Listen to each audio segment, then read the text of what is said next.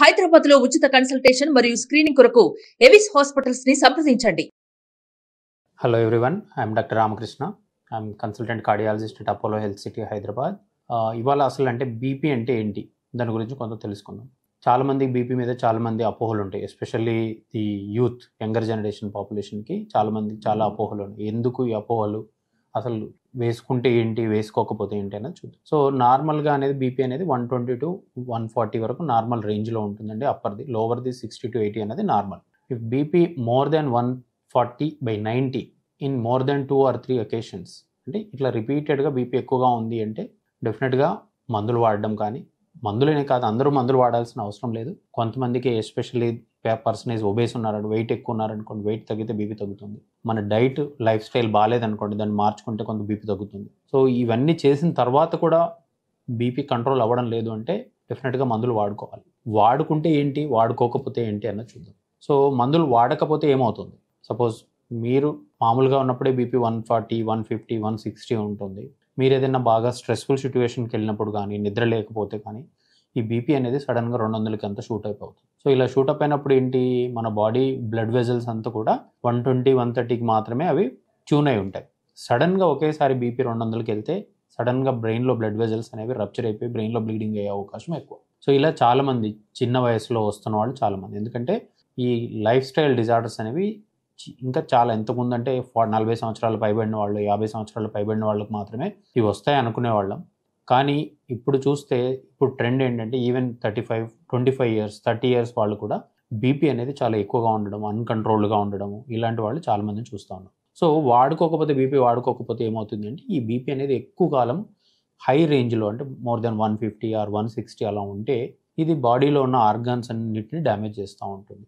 ఏ విధంగా అంటే starting from your brain లోపల ఏంటంటే ఈ రక్తనాళాల లోపల ఈ కొలెస్ట్రాల్ ఇవన్నీ పేరుకుపోతూ ఉంటాయి. బీపీ ఎక్కువగా ఉండడంతో ఈ రక్తనాళాలు అనేవి మెల్లమెల్లగా మూసుకుపోతూ ఉంటాయి. అంటే చాలా మన మైక్రోమీటర్స్లో ఉంటాయి మన చిన్న రక్తనాళాలు బ్రెయిన్లో సప్లై చేసి. ఆ చిన్నవన్నీ ఏంటంటే ఇంత ప్రెషర్కి తట్టుకోలేక అవన్నీ మూసుకుపోతూ ఉంటాయి. సో అది కాకుండా కళ్ళల్లో కూడా రెటినల్ బ్లడ్ వెజల్స్ అంటాం, ఇవి కూడా పర్మనెంట్గా డ్యామేజ్ అయిపోతాయి. సో ఒక్కసారి ఈ డ్యామేజ్ జరిగిన తర్వాత దాన్ని ఎవరం రివర్స్ చేయలేము. ఈవెన్ ఒకసారి డ్యామేజ్ అయిన తర్వాత మందులు వాడినా, ఆపరేషన్లు చేసినా, ఎలాంటి ఆపరేషన్లు ఉండవు.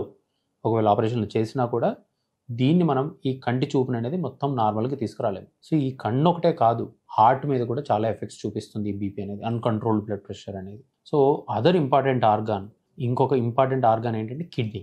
ఈ కిడ్నీస్ కూడా ఈ ఫంక్షనింగ్ అనేది దెబ్బతింటుంది, పర్మనెంట్గా డ్యామేజ్ అయిపోతాయి కిడ్నీస్. సో తర్వాత మనం బీపీ కంట్రోల్ చేసినా, ఏం చేసినా కూడా కిడ్నీని కానీ ఈ కంటి చూపుని కానీ మనం మళ్ళీ నార్మల్కి ఎప్పటికీ తీసుకురాలేము, మీరు ఒకసారి డ్యామేజ్ జరిగిన తర్వాత. సో అందుకోసమనే ప్రతి ఒక్కరు కూడా ఒకసారి బీపీ ఎక్కువ ఉందంటే అట్లీస్ట్ పీడియాట్రికల్గా అంటే ఒక 2 monthsకి ఒకసారి, 3 monthsకి ఒకసారి చెక్ చేయించుకోండి.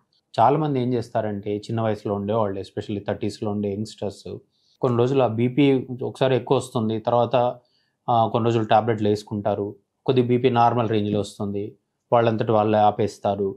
తర్వాత మళ్ళీ ఎప్పుడో సడన్గా ప్రాబ్లం వచ్చినప్పుడో, లేదా ఎప్పుడో సంవత్సరం 2 సంవత్సరాల తర్వాత మళ్ళీ బీపీ చెక్ చేయించుకుంటారు. అది కరెక్ట్ కాదు. ఒక్కసారి మీ బీపీ ఎక్కువగా ఉంది అంటే అట్లీస్ట్ ఒక 3 నెలలకు ఒకసారైనా మీ ఇంట్లో అయినా చూసుకోండి. ఇంట్లో డిజిటల్ బ్లడ్ ప్రెషర్ మీటర్స్ ఉన్నాయి, లేదు అంటే దగ్గరలో ఉన్న హాస్పిటల్లో అయినా చూపించుకోండి. బట్ డెఫినెట్గా ఎవ్రీ 3 monthsకి ఒకసారి బీపీ అనేది చెక్ చేయించుకోండి. అది చెక్ చేయించుకుంటే అది కంట్రోల్లో ఉందా లేదా, కొన్నిసార్లు ఏదైనా స్ట్రెస్ వల్ల టెంపరీగా బీపీ ఎక్కువ ఉండొచ్చు. బట్ దాని అంతటా మీ స్ట్రెస్ లెవెల్స్ అది తగ్గిపోయినప్పుడు నార్మల్కి రావచ్చు. ఐఎమ్ నాట్ సేయింగ్ ఒకసారి ఎక్కువ ఉందంటే ఆ లైఫ్ లాంగ్ ఉంటుందని కాదు. బట్ ఒకసారి ఎక్కువగా కనపడింది అంటే రిపీటెడ్గా చెక్ చేయించుకోవడము, ఇంకేమైనా కారణాలు ఉన్నాయనేది చూపించుకోవడము.